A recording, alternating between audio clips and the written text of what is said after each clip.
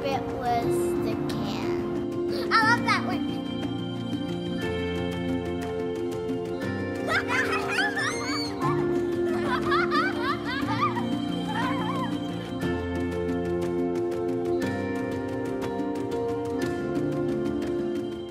What's something you enjoyed about it when we took it on location? The size of this little light.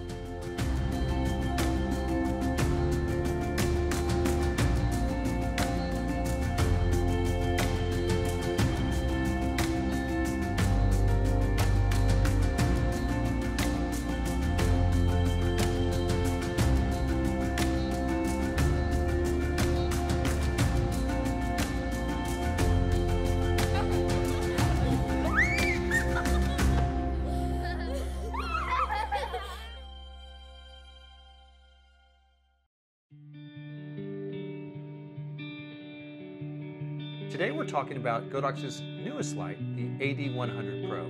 Dad, what's something you enjoyed about it when we took it on location? The size of this little light. It's so portable. In fact, when you compare it to some of the other lights within the Godox ecosystem, you have the AD300 Pro, which obviously puts out more power, but it's got a bigger size to it. The next light that it's comparable to would be the 200 Pro, and we've put the round head on because that's the most equivalent comparison. And then of course you've got the V1, which is also comparative to the AD100 Pro because of the fact that they're almost equal in their watt seconds. Yes. One of the benefits of this light, you know, this was the original pocket flash, the AD200 Pro.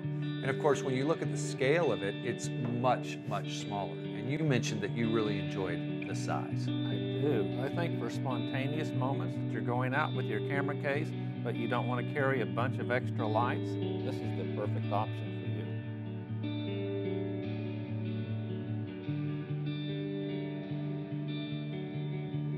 you. Shooting in a tight space can be challenging, especially if your equipment takes up a large or heavy footprint. So we began our lighting setup using a small umbrella mounted to an AD100 Pro hidden behind the door frame. Two things immediately became apparent. We wanted a separation light on the girl in the red shirt to provide some depth and dimension. We also wanted to supplement the light fall off for the girl on the stairs. So we put an amber gel, grid, and barn doors on the backlight. And for the fill light, we used an S2 bracket with a larger reflector grid combo. Once lit, it was time for everyone to have fun. Let the spontaneity begin.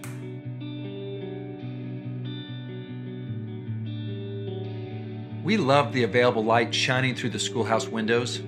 So to complement what was already naturally occurring, we used 3 accent lights. Barn doors on the main light helps focus our lighting on her face and upper body, while the hair light uses a snoot to brighten up her ponytail and back. It's the fill light that's sitting in the corner on top of some furniture, pointed upward and using the diffusion dome, that reduces the overall contrast within the scene. This helps this type of accent lighting to produce beautiful form and not draw attention to itself.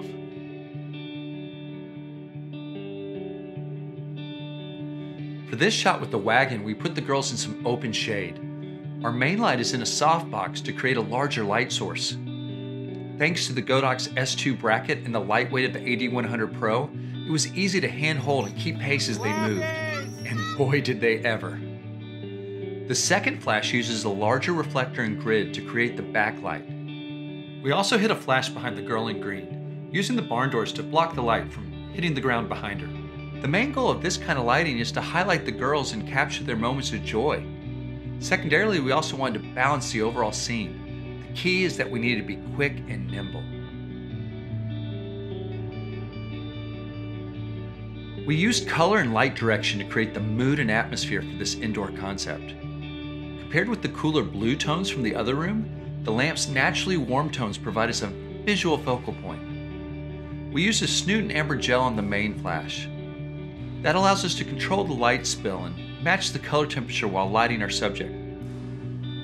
The second flash uses a blue gel under a dome diffusion.